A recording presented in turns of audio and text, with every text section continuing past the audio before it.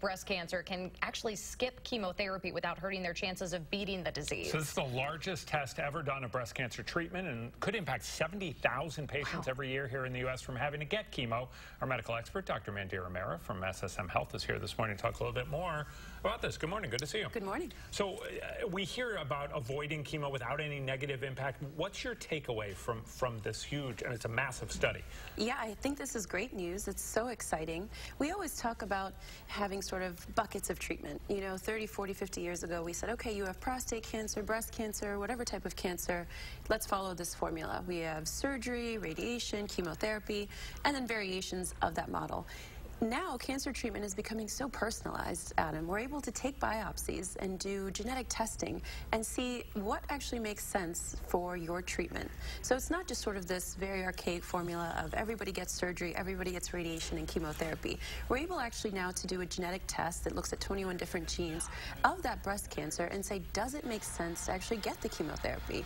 Which, of course, as you know, comes with things like nausea, vomiting, hair loss, lots of other side effects in itself. So we're talking about in lieu of chemotherapy, not nothing. In lieu of treatment, exactly. Correct. So we shouldn't misinterpret this headline at all. It's not that people with this type of breast cancer will skip treatment.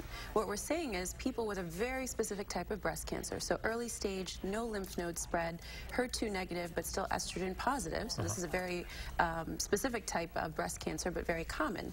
These women may be able to skip chemotherapy altogether. Still will probably receive some kind of hormone therapy, some sort of radiation therapy, maybe even surgery.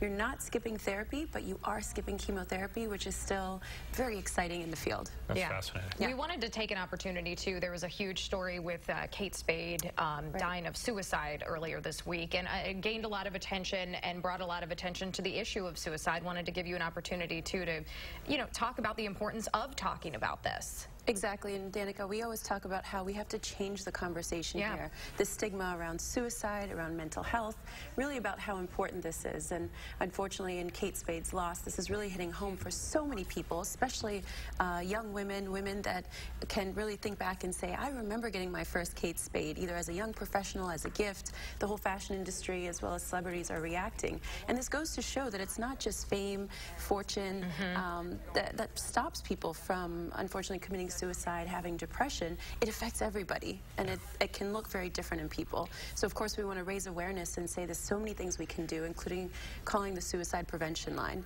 There's 5 tips I like to give people, and these are really practical for me, for you. If you're out there and you're even thinking about harming yourself or committing suicide, first of all, be realistic. Ask yourself or ask a friend, family member, say, are you having these thoughts? If you are having these thoughts, then there's steps we can take. You can text the hotline, you can call the hotline. Number 2 is connecting with that person, saying you're not alone. There's help out there. There's hotlines, there's therapists. Number 3 is following up. Really say a day later, 2 days later, are you okay? Let's meet for a cup of coffee. Number 4 is really telling that person they're not alone. So of course, like we always talk about, there's physicians, there's non-physicians, there's therapists, there's so many different things we can do. And finally, getting out there, changing that conversation. For every person that does actually commit suicide, there's 200 to 300 people that have thought about it. So imagine if we change that stigma, that paradigm, and talk about those 200 to 300 cases of people that survive, people that actually don't end up doing that. That would actually change the whole stigma in itself. So there's so much that really can be done to change the conversation. And if you want to start that conversation, need some help, we have the Time to Talk page over on channel3000.com. So always important. Very important topic. Thank you. Appreciate your time. Thank you. Time right now is 6:19, and within the last few minutes, we have learned that a toy grenade in a passenger's bag has caused that shutdown of Houston's Hobby Airport this morning. Hundreds of people are evacuated this morning. We'll have an update in the morning sprint.